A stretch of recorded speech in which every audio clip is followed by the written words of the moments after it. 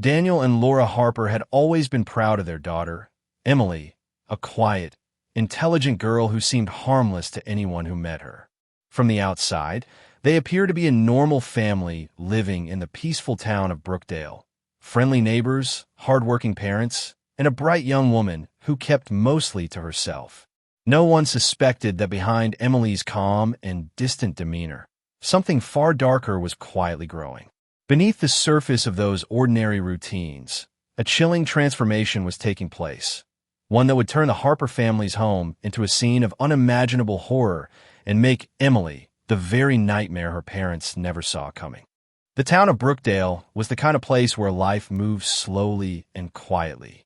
It was surrounded by open fields, small wooded areas, and narrow roads that curved through peaceful neighborhoods.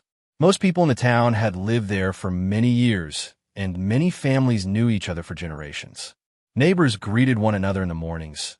Children rode their bicycles along quiet streets, and the sound of laughter often carried through the warm summer evenings. Serious crime was almost unheard of, and the residents believed their town was one of the safest places anyone could live. In the center of one of Brookdale's quiet neighborhoods stood the Harper family home. It was an ordinary two-story house with a small front yard and a white fence that had slowly faded with time. Daniel and Laura Harper had lived there for nearly 2 decades. Daniel worked long hours at a local hardware store, while Laura managed a small bookkeeping job from home. They were known as polite but private people who rarely attracted attention. Their only child, Emily Harper, had grown up inside that house. From a young age, Emily had always seemed different from other children in the neighborhood. While other kids gathered outside to play games or explore nearby woods, Emily usually stayed indoors. She preferred spending time alone, reading books or writing quietly in notebooks that she kept hidden in her room. At school, Emily performed well academically. Her teachers often described her as intelligent and focused.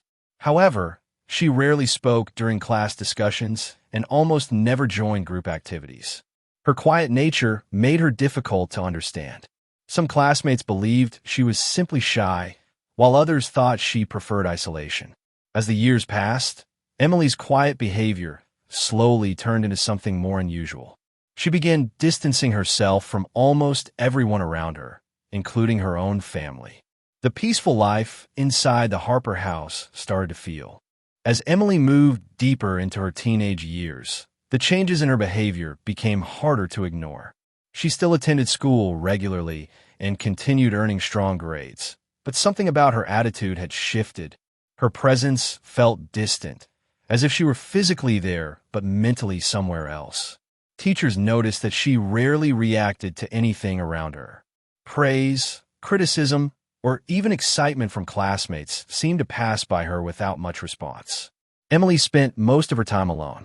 During lunch breaks, she often sat in quiet corners of the school cafeteria or outside on empty benches. While other students talked, laughed, and made plans, Emily kept her head lowered, writing in the same notebooks she carried everywhere. Those notebooks slowly filled with page after page of strange and unsettling thoughts. Some of her writings described dark emotions that seemed far beyond normal teenage frustration. She wrote about control, power, and the idea of people being obstacles in someone's life. Other pages contained fictional crime scenarios written in surprising detail.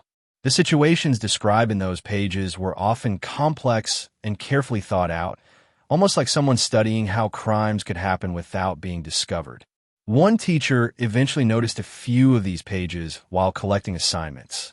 The content raised concern, and the school counselor briefly reviewed Emily's work. Although the writing appeared disturbing, it was dismissed as creative fiction from a quiet teenager with an active imagination. No serious action followed, and the notebooks were returned. At home, Emily's parents were also struggling to understand her growing distance. She spent long hours inside her room with the door closed, sometimes staying awake late into the night. The soft glow of her computer screen often lit the room long after the rest of the house had gone quiet. Neighbors occasionally noticed Emily walking alone late in the evening. As Emily entered adulthood, her isolation grew deeper. The quiet distance that once seemed like simple shyness had now turned into a complete separation from the world around her. She no longer made any effort to connect with people. Former classmates moved on with their lives, finding jobs, attending college, or building relationships, while Emily remained almost completely alone. Most days were spent inside the Harper house. Emily rarely left except for brief errands or late-night walks through the quiet streets of Brookdale. Her parents noticed the growing gap between them and their daughter, but every attempt to bring her closer seemed to fail. Family routines slowly faded. Meals were rarely shared together, and long periods passed without meaningful interaction. Inside her bedroom, Emily created a private world that no one else could see. Her desk was filled with notebooks, papers, and a computer that remained active for hours every night. The writings inside her notebooks had changed. What once looked like disturbing fiction now appeared far more calculated. The pages described detailed crime scenarios with careful planning, possible outcomes, and ways someone might avoid suspicion. She studied criminal cases online, reading reports and articles about investigations from different parts of the country. Instead of reacting with fear or shock, Emily appeared fascinated by the strategies investigators used to solve crimes. She carefully noted how criminals were caught and what mistakes led to their capture. At the same time, a growing resentment toward her parents was quietly building in her mind. Emily believed her life had been controlled for too long. She blamed them for her isolation, her lack of freedom, and the frustration she felt every day. That resentment slowly turned into something darker. In her notebooks, certain plans started appearing again and again. These plans were no longer fictional stories. They described situations that could happen. The night that changed everything began like any other evening in Brookdale. The streets were quiet, and most houses had already turned off their lights as families settled into their nightly routines. A cold wind moved through the neighborhood, rustling the dry leaves along sidewalks and empty driveways. Inside the Harper house, the night appeared calm and ordinary from the outside. Hours passed in silence as the town slept peacefully. Nothing unusual could be seen from the street, and no neighbors reported hearing anything suspicious during the night. The quiet atmosphere of the neighborhood remained undisturbed until early morning. Shortly after sunrise, an emergency call reached local authorities. The details were unclear at first, but the situation inside the Harper home quickly drew immediate attention. Police vehicles arrived at the house, breaking the calm of the street with flashing lights that caught the attention of nearby residents. When officers entered the home, they were met with a disturbing scene that none of them had expected.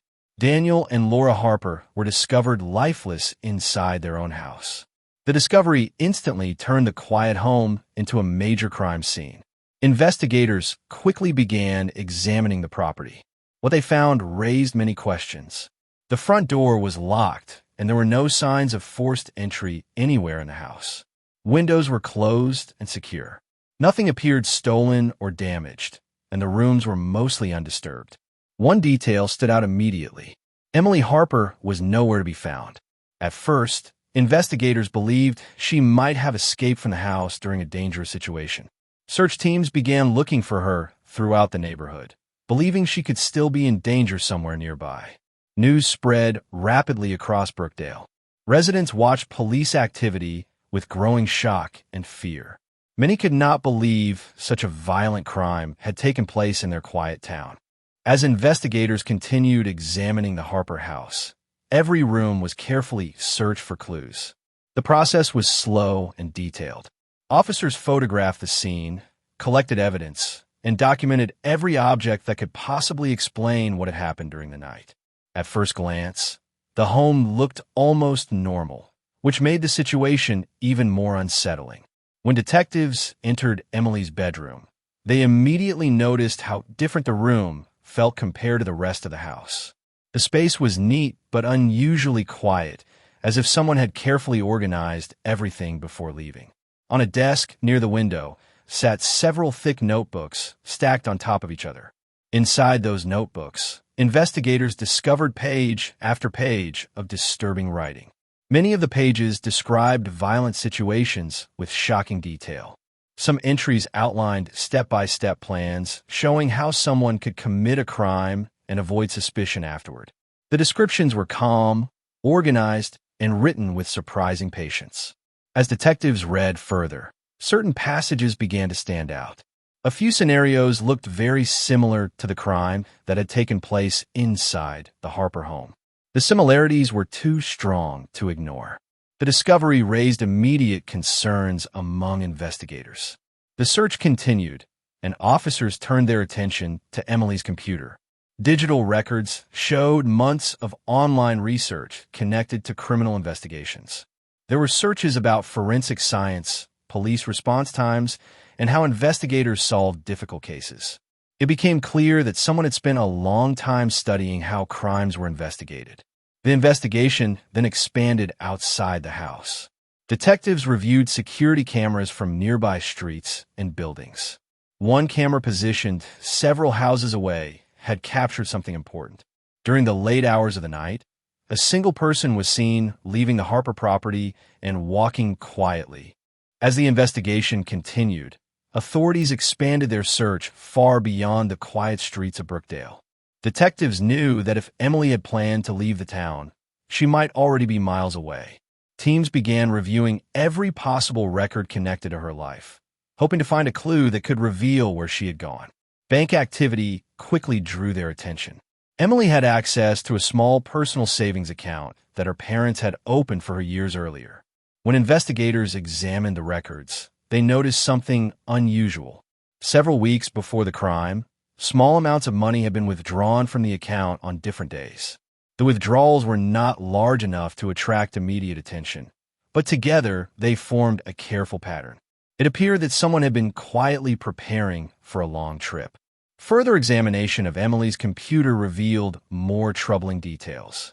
Her internet search history contained dozens of searches related to travel routes, bus stations, and inexpensive places to stay in cities far from Brookdale. She had also researched how people could travel without leaving clear digital records. Detectives began piecing together a timeline of her actions. The planning had started months earlier. Emily had studied transportation schedules, mapped out routes to different cities, and identified locations where she could temporarily disappear among strangers. Inside her notebooks, investigators also found rough travel plans written in small, organized lists. These pages mentioned bus lines, rest stops, and towns located several hours away from Brookdale. Some notes even included reminders about avoiding cameras and busy locations. The evidence suggested that Emily had prepared for every step of her escape. Weeks passed after the tragedy in Brookdale, and Emily Harper remained missing. Investigators continued searching across nearby towns and larger cities, following every possible lead that could reveal where she had gone. Tips arrived from different places, but most of them quickly turned out to be false sightings. The longer the search continued, the more difficult the investigation became.